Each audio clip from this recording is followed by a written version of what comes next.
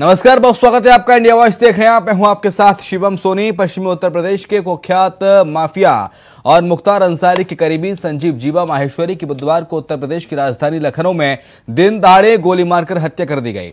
अब इस हत्याकांड मामले में आरोपी शूटर विजय यादव का नेपाल कनेक्शन निकलकर आया है। विजय यादव कुछ दिन पहले ही नेपाल गया था, जहां पर नेपाल के बड़े माफिया के संपर्क में था। सूत्रों के अनुसार संजीव जीवा को मारने की डील मुंबई में हुई थी। मुंबई में शूटर विजय यादव को डील की बड़ी रकम एडवांस में दी गई थी। पुलिस का कहना है कि हत्या में 1 करोड़ से अधिक की डील हुई थी। हत्या के आरोपी विजय यादव को एडवांस में मुंबई में रकम दी गई थी। वहीं इस पूरे मामले पर डिप्टी सीएम ब्रजेश पाठक ने क्या कुछ कहा, सुनिए।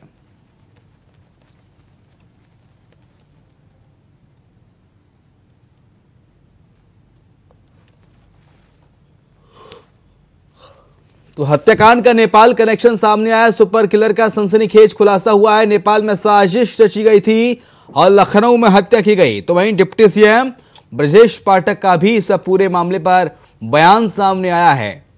आपको बता दें कि पुलिस का कहना है कि हत्या में 1 करोड़ से अधिक की डील हुई थी। हत्या के आरोपी विजय यादव को एडवांस में मुंबई में रकम भी दी गई थी।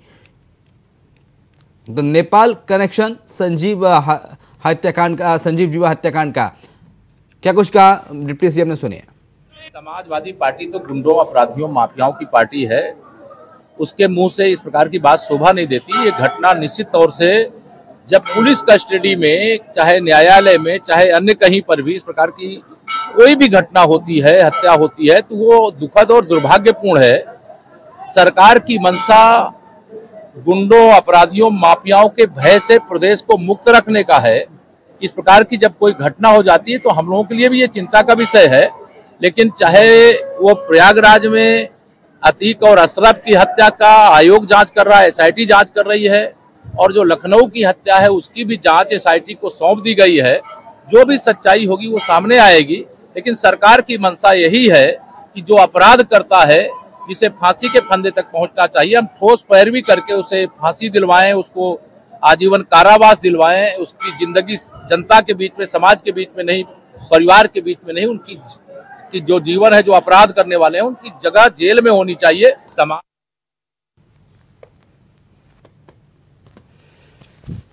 तो उनकी जगह जेल में होनी चाहिए, ऐसा कह रहे हैं केशव प्रसाद मौर्य, डिप्टी सीएम उत्तर प्रदेश के। प्रियम पाठक लखनऊ से हमारे साथ हमारे सहयोगी लाइव जुड़ गए हैं। प्रियम, जीवा के हत्याकांड को लेकर खुलासा हुआ है और जीवा की हत्या का नेपाल कनेक्शन ये क्या है प्रियम, एक बार विस्तार से इसे बताइए प्रियम। बिल्कुल, देखिए, जिस तरीके से संजीव रीवा की लखनऊ के कोर्ट में जो है वो हत्या करी गई, बाकायदा पूरी प्लान तरीके से ये हत्या की गई। और अब जब विनोद यादव, जो कि जिस शख्स ने इस पूरी घटना को अंजाम दिया, पुलिस उसको अपने हिरासत में लेकर उससे लगातार पूछताछ कर रही है और लगातार हर एक चीज़ उससे जो है पूछी जा रही है। और जो जानकारी निकल के सामने आ रही है उसके मुताबिक इसमें नेपाल कनेक्शन भी देखने को मिल रहा है। 20 लाख रुपए की सुपारी जो है वो विनोद यादव ने ली थी संजीव रीवा की हत्या करने की, और उसके लिए उसने बाकायदा पूरा प्लान जो है वो पहले से तैयार किया हुआ था। हर एक चीज़ की उसके पास जानकारी थी कि किस डेट को जो है संजीव रीवा की पेशी है, कितने बजे वो जाएगा, उसकी सुरक्षा में कितने सुरक्षाकर्मी जो है वो तैनात हैं, किस तरीके की सुरक्षा रहती है, और कोर्ट के अंदर सुरक्षा व्यवस्था किस तरीके से रहती है, और कैसे वो हथियार लेकर कोर्ट के अंदर जा सकता है। कोर्ट की जो सुरक्षा व्यवस्था है वो वहाँ पर कितनी मजबूत है, जो मेटल डिटेक्टर लगे हैं वो काम करते हैं कि नहीं करते, इन सभी चीज़ों की जानकारी उसके पास में थी। और फिर इसीलिए उसने वकील की ड्रेस जो है उसको अपनाया कि वो वकील की वेशभूषा में जाएगा ताकि वहाँ पर चेकिंग कम हो। चुकी उसने जब वहाँ पर देखा इन दिनों के बीच में कि वकील की वर्दी में जाना, उसने अपने आप को ज़्यादा महसूस और सेफ समझा, इसीलिए उसने वकील की वर्दी में जाकर वहां पर इस पूरी घटना को अंजाम दिया। उसका साफ तौर पर कहना है कि जिस तरीके से जानकारी है कि अब वो धीरे धीरे चीज़ों को कबूल कर रहा है। नेपाल कनेक्शन इसमें निकल के आ रहा है। 20 लाख रुपए की सुपारी मिलने की बात जो है वो कही गई है। और इस पूरी घटना के बाद में खुद मुख्यमंत्री ने इस पूरे मामले का संज्ञान लिया। 3 सदस्यीय एसआईटी की जो टीम है उसको गठित किया है और वो टीम 7 दिन के अंदर उसको समय दिया कि वो अपनी रिपोर्ट जो है वो सबमिट करेगी। उसमें सभी तथ्य शामिल होंगे कि कैसे ये पूरी घटना को अंजाम दिया गया, कब से इसका प्लान किया गया था, विनोद यादव की क्या कुछ हिस्ट्री रही है।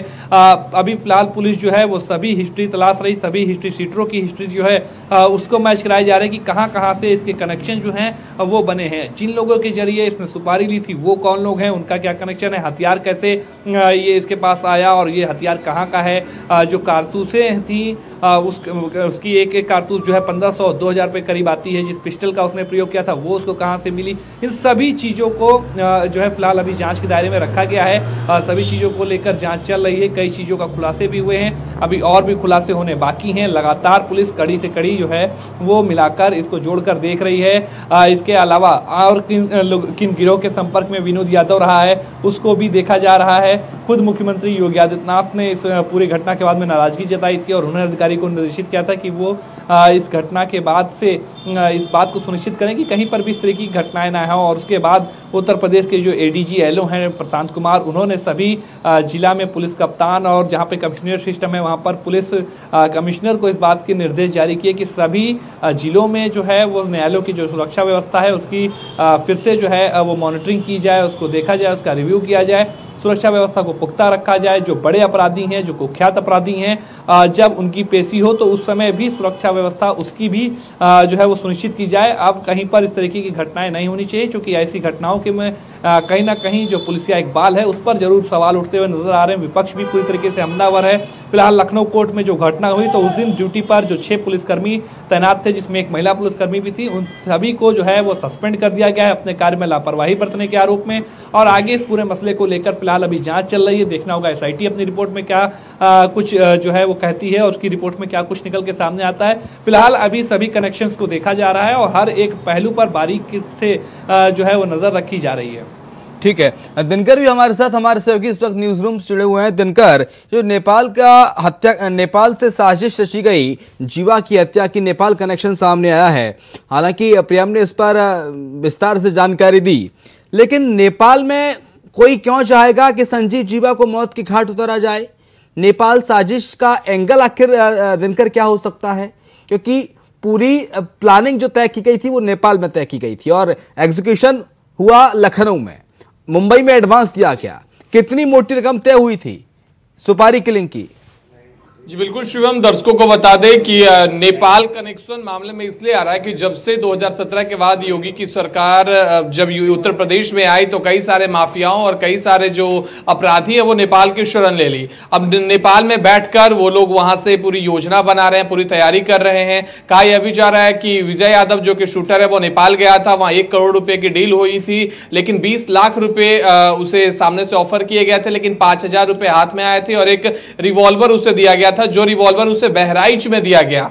जो रिवॉल्वर है उसको बहराइच में दिया गया। उसके बाद उसकी मुलाकात वहां से होती है एक लोकल इंसान से, जो कि वहां पे जो 7 दिनों तक लगातार रेकी करता है लखनऊ में। आपको बता दें कि जिस दिन वारदात हुई उससे पहले 7 दिन से लगातार रेकी की जा रही थी। इसे एक प्राइवेट नौकरी का एम्प्लॉय बताया गया था ताकि कोई पकड़े तो कहा जाए कि एक प्राइवेट नौकरी करता है लखनऊ में। पूरी प्लानिंग शिवम की गई थी। आपको बता दें कि जो शूटर है वो अतीक अहमद का जो बहुत करीबी है उसका खास रहा है। इसके साथ ही बता दें कि जब मुंबई में जब इसकी पूरी प्लानिंग की गई उस वक्त वहां से वो नेपाल गया था। नेपाल में माफिया अशरफ के साथ उसकी मुलाकात हुई। मुलाकात के बाद फिर वह वापस आया, बहराइच में गन लिया, उसके बाद इस पूरे घटना को अंजाम दिया। लेकिन बड़े सवाल यह है कि आखिर कोई बाहर बैठ के हमारे लगातार प्रशासन को चुनौती दे, इसको किस तरीके से प्रशासन टैकल करे शिवम, क्योंकि हमने देखा कि इससे पहले अतीक अहमद के साथ हुआ, उसके बाद अभी जीवा के साथ यह हुआ है। और एक सवाल और लगातार प्रशासन के लिए कड़ी साबित हो रहे हैं कि आखिर इसके पीछे सिर्फ एक ही शूटर है या 2 शूटर है, क्योंकि जो गन से जिसने शूट किया उस गन में एक बार में 6 गोलियां चलती है, लेकिन पोस्टमार्टम रिपोर्ट में सामने आया कि 8 गोलियां लगी है। तो आखिर 2 और गोलियां कहां से चली शिवम? लेकिन इसके साथ साथ दिनकर, सवाल ये भी खड़े होते हैं कि कोर्ट की सुरक्षा व्यवस्था सबसे अहम हो जाती है, क्योंकि दिल्ली में कुछ दिन पहले एक वाक्य घटित हुआ था जहां पर महिला को गोली मारी गई थी दिल्ली की किसी कोर्ट के अंदर। आपको याद होगा, हो सकता है शूटर ने उस घटना से यह इजाद किया हो कि चलिए दिल्ली में वो भी वकील के भेष में आया था, दिल्ली की जब कोर्ट में गोली मारी गई उस महिला को, वकील के भेष में आया था, महिला को गोली मारी, और इधर भी जीवा की जब हत्या करने की साजिश से जो आरोपी आया ये भी उसी भेष में आया, वकील के भेष में, और पिस्टल निकाल के धड़ाधड़ इसने गोलियां चलाई। तो जो देश भर की अदालतें हैं इनकी सुरक्षा व्यवस्था के लिए फिल्टर्स लगाए जाने बहुत जरूरी हो जाते हैं। दिनकर जी बिल्कुल शिवम, बता दें जिस तरीके से दिल्ली में महिला के साथ वारदात हुई थी, वो गवाही देने आई थी, उसी दिन उसके साथ गोलीबारी हो जाती है। सेम पैटर्न यहाँ भी देखने को मिला। दरअसल होता यह है शिवम कि कोई भी न्यायालय हो, कोर्ट परिसर हो, वहाँ पे सुरक्षा के पुख्ता इंतजाम होते हैं। वहाँ पे बाकायदा क्रॉसिंग चेक पॉइंट भी लगे होते हैं ताकि आप स्कैनर से क्रॉस हो गए, अगर आपके हाथ में मेटल की कोई भी चीज हो तो वो ऑब्जेक्ट कर ली जाती है। लेकिन जब आप लोकल डेज में डेली के डेली अगर कोई एक वकील है, कोई एक अधिवक्ता है, वहां से क्रॉस हो रहा है, तो प्रशासन के लोग जो होते हैं वो पहचान लेते हैं कि ये आसपास के हैं, ये हमारे यहाँ डेली आते हैं। तो इसमें चेकिंग में कहीं ना कहीं एक लूप होल पैदा हो जाती है शिवम, जिसके कारण जो मौजूद होते हैं सिपाही, जो वहां पे प्रशासन के लोग मौजूद होते हैं, वो देखते हैं डेली के डेली इनका आना जाना यहाँ काम लगा हुआ है, इस वजह से उनकी पुख्ते तरीके से जांच पड़ताल नहीं की जाती है। लेकिन इसी बीच किसी दिन ऐसे लोग आ जाते हैं जो कि कुछ माइंड में अपने वारदात को अंजाम देने की सोच रखे हैं, और उसके बाद वारदात ऐसे हो जाते हैं शिवम। तो सुरक्षा व्यवस्था पे सवाल तो खड़े होते हैं, क्योंकि प्रशासन के लोगों की लेक्चर व्यवस्था का ही परिणाम है कि कोर्ट परिसर में हत्या हो जा रही है, जहां के लोग न्याय के लिए जाते हैं वहीं पे हत्या हो रही है। शिवम ठीक है, बहुत शुक्रिया दिनकर आपका। लेकिन प्रियम एक और तो दावे किए जाते हैं कि उत्तर प्रदेश से तमाम बड़े अपराधी माफियाओं का सफाया हो रहा है, भयमुक्त प्रदेश बन रहा है उत्तर प्रदेश में कानून का इकबाल बुलंद है प्रियम। लेकिन जब इस तरह की दुर्दांत अपराधियों की पुलिस की सुरक्षा में हत्या होती है तो फिर सवाल क्यों ना खड़े हों। हत्या होती है अतीक अहमद की, अशरफ की, हत्या होती है संजीव उर्फ जीवा की। प्रियम बिल्कुल देखिए, पिछले दिनों जिस तरीके से ये घटनाएं हुई हैं और उसमें भी सबसे खास बात यह है कि पुलिस कस्टडी में ये मौतें हुई हैं, तो उसने कहीं ना कहीं जरूर उत्तर प्रदेश के अंदर कानून व्यवस्था के राज पर जो है सवाल या निशान जरूर उठाए हैं, और विपक्ष को भी कानून के मसले पर सरकार को घेरने का जो है वो कह सकते हैं मुद्दा दिया है। और इसीलिए लगातार अगर आप देखें तो अखिलेश यादव ने भी अभी जिस दिन संजीव रीवा की यानी कि परसों जब हत्या हुई तो उसके तुरंत बाद उन्होंने प्रेस कॉन्फ्रेंस करके साफ तौर पर कहा कि उत्तर प्रदेश के अंदर जंगल राज है, कानून का कहीं पे राज नहीं है। सरकार दम भरा करती है कि कानून व्यवस्था को बेहतर किया गया है, और लगातार पुलिस कस्टडी के अंदर जो लोग हैं उनकी मौतें हो रही हैं। इस बात को लेकर विपक्ष की तरफ से भी आरोप कई तरीके से जो है वो सत्ताधारी पार्टी पर और कानून यूपी पुलिस पर जो है वो लगाए गए हैं। हालांकि अगर आप देखें कानून व्यवस्था उत्तर प्रदेश के अंदर हमेशा ही एक बड़ा मुद्दा रही है। 2017 के बाद से जब मुख्यमंत्री के तौर पर बतौर योगी आदित्यनाथ ने कमान संभाली तो उसके बाद से उनकी प्राथमिकताओं में था कि उत्तर प्रदेश के अंदर कानून व्यवस्था जो है उसको बेहतर किया जाए, और ये एक बड़ा मुद्दा 2022 के चुनाव में भी बना। और इस मुद्दे को लेकर ही सरकार यानी कि बीजेपी जो थी सत्ताधारी पार्टी वो जनता के बीच में गई, और हर मंच से इस बात को कहा गया कि उत्तर प्रदेश के अंदर कानून व्यवस्था जो है वो बेहतर हुई है, कानून का राज हुआ है। जो गुंडे माफिया अपराधी किस्म के लोग थे वो या तो सलाखों के पीछे हैं या फिर वो उत्तर प्रदेश को छोड़ चुके हैं। लेकिन पिछले दिनों में जिस तरीके से प्रयागराज के अंदर अतीक और अशरफ की हत्या हुई पुलिस कस्टडी के अंदर, और उसके बाद में अब जेल के अंदर संजीव रीवा की हत्या हुई, इससे पहले जेल के अंदर मुन्ना बजरंगी की पिछले टर्नओवर के समय में हत्या हुई थी, तो इन सभी ने कहीं ना कहीं पुलिस के इकबाल पर सवाल जरूर उठाए हैं और विपक्ष को भी सरकार पर बोलने का मौका दिया है। फिलहाल अब देखना होगा इसको लेकर एक बार फिर जब एसआईटी की टीम गठित करी गई है, जो आरोपी है उसको पकड़ लिया गया है, रिपोर्ट में क्या कुछ चीजें निकल के सामने आती हैं, किसकी लापरवाही निकल के सामने आती है। 6 लोगों को फिलहाल सस्पेंड भी कर दिया गया है इस वारदात के बाद में, वो 6 पुलिसकर्मी जिनको कोर्ट की सुरक्षा व्यवस्था में तैनात किया गया हुआ था। अब आगे देखना होगा किस तरीके से क्या कुछ कार्रवाई की जाती है। प्रियम बहुत शुक्रिया आपका तमाम सारी जानकारी को साझा करने के लिए। नजर लगातार बना रखिए, आपसे अपडेट्स हम लेते रहेंगे। प्रियम बहुत शुक्रिया। अगली खबर का कर लेते हैं रुख, और खबर है पठानकोट के गांव मनवाल से, जहां आपराधिक घटनाएं लगातार बढ़ती जा रही हैं। बीते रात अज्ञात लोगों ने एक घर में घुसकर अकेले रह रहे बुजुर्ग दंपत्ति की हत्या कर दी। दंपत्ति के 2 बेटे इंग्लैंड में काम करते हैं और बेटी चंडीगढ़ में पढ़ाई कर रही है। इस दोहरे हत्याकांड पर पुलिस मामला दर्ज कर जांच में जुटी है।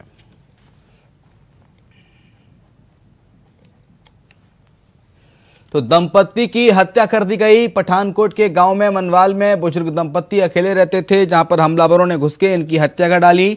इनके 2 बेटे इंग्लैंड में हैं और बेटी चंडीगढ़ में पढ़ाई करती है। ये पठानकोट के मनवाल में घटना घटी, जहां पर बुजुर्ग दंपत्ति की हत्या कर दी गई हमलावरों के द्वारा।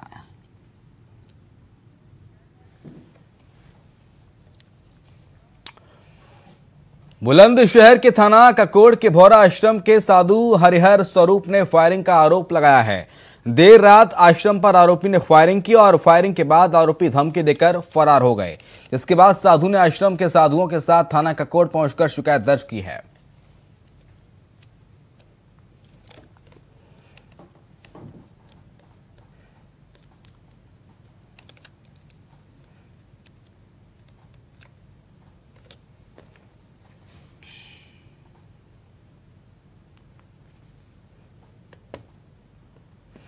तो फायरिंग के बाद आरोपी धमकी देकर फरार हो गया। बुलंदशहर से खबर, भौरा आश्रम के साधु हरिहर स्वरूप पर यह फायरिंग हुई है बुलंदशहर में।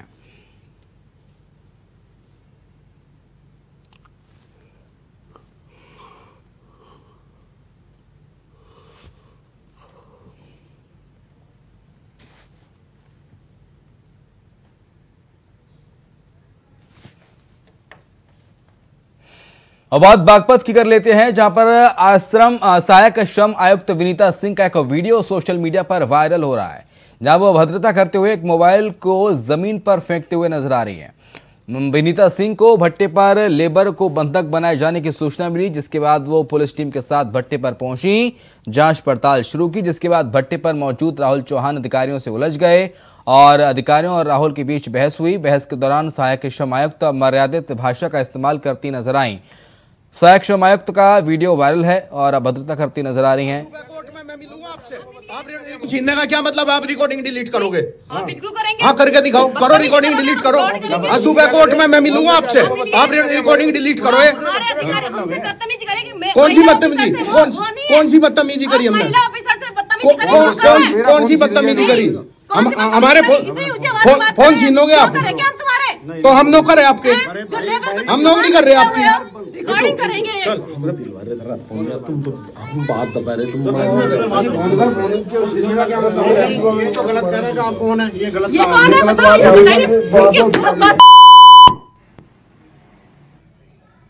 छीनने का क्या मतलब? आप रिकॉर्डिंग डिलीट करोगे? हाँ, बिल्कुल करेंगे। हाँ, करके दिखाओ। करो रिकॉर्डिंग डिलीट करो। हाँ, सुबह कोर्ट में मैं मिलूंगा आपसे। आप रिकॉर्डिंग डिलीट करोगे? कौन सी बदतमीजी? कौन सी बदतमीजी करी हमने? कौन सी बदतमीजी करी? हमारे फोन छीनोगे आप? तो हम नौकर है आपके? हम नौकरी कर रहे हैं आपकी? रिकॉर्डिंग करेंगे। तुम तो बात दबा रहे, तुम तो गलत कह रहे हो। आप कौन है? ये गलत है, बताइए।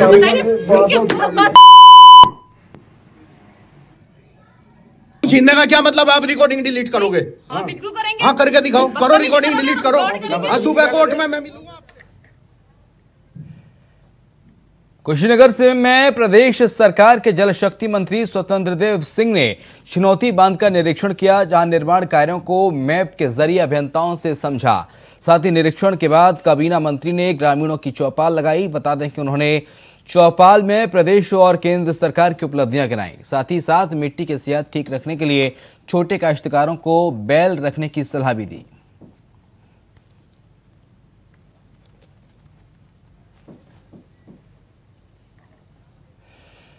उधर नायब तहसीलदार के पक्ष में यूपी राजस्व महासंघ ने कार्यरत बहिष्कार का ऐलान किया है। पुलिस पर अभद्रता और मारपीट का आरोप लगाया है। नशे में तहसीलदार ने बाइक को टक्कर मारी थी। उजानी के तहसीलदार अमित कुमार ने आरोप लगाए हैं। तहसीलदार की कार से बरामद हुई थी शराब की बोतल। कार्रवाई पर अड़े तहसीलदार प्रशासन तमाम संघ एडीएम ने मामले की जांच की है। एडीएम प्रशासन को जांच सौंपी है। सिविल लाइन के आदर्श नगर के पास का यह पूरा हादसा बताया जा रहा है।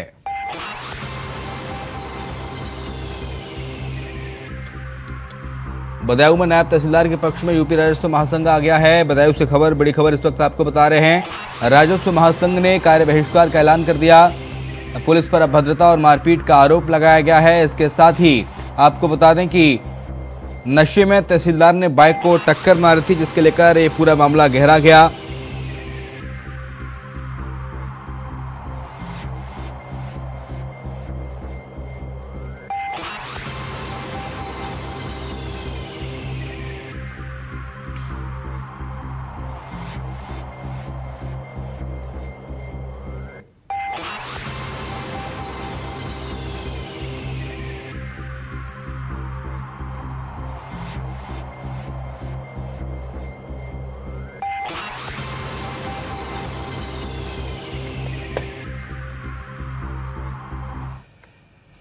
अब बात करेंगे अमरोहा की, जहां गजरौला थाना इलाके के चौहानपुरी में विवाहिता का फांसी के फंदे पर लटका हुआ शव मिला, जिसके बाद परिवार में कोहराम मच गया। पुलिस ने रेलिंग कराकर शव को नीचे उतारा और मामले की जांच में जुटी है। बताया जा रहा है कि पति पत्नी किराए के मकान में रहते थे।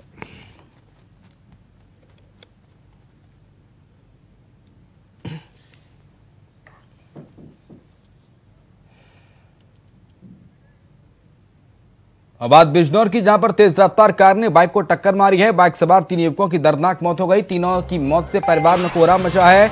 पुलिस ने शव को पोस्टमार्टम के लिए भेजा है। कार को पुलिस ने कब्जे में ले लिया है। हल्दौर थाना क्षेत्र के बिसाट इलाके का पूरा मामला ये बताया जा रहा है। तेज रफ्तार कार ने बाइक को टक्कर मारी। बिजनौर से खबर, तेज रफ्तार कार ने बाइक को टक्कर मारी है। बाइक सवार 3 युवकों की दर्दनाक मौत हो गई। तीनों की मौत से परिवार में कोहराम मच गया है। बड़ी खबर इस वक्त आपको बता रहे हैं।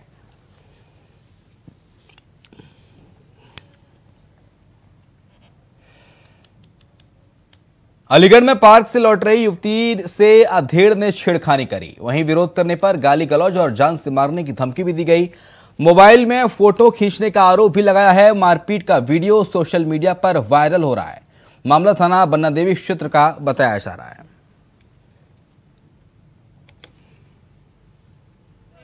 पार्क में देखो अभी 2-3 लेडीज उधर बैठी हैं, उनके भी ये किसने मारा?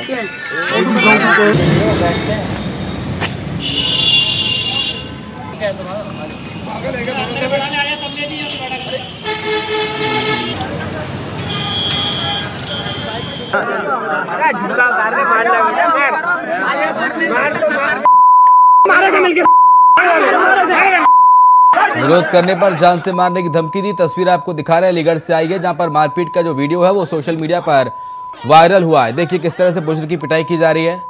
पार्क से लौट रही युवती से छेड़खानी का आरोप है इस बुजुर्ग पर, जिसके बाद इसकी पिटाई की गई। इसके साथ बुलेटिन में इतना ही।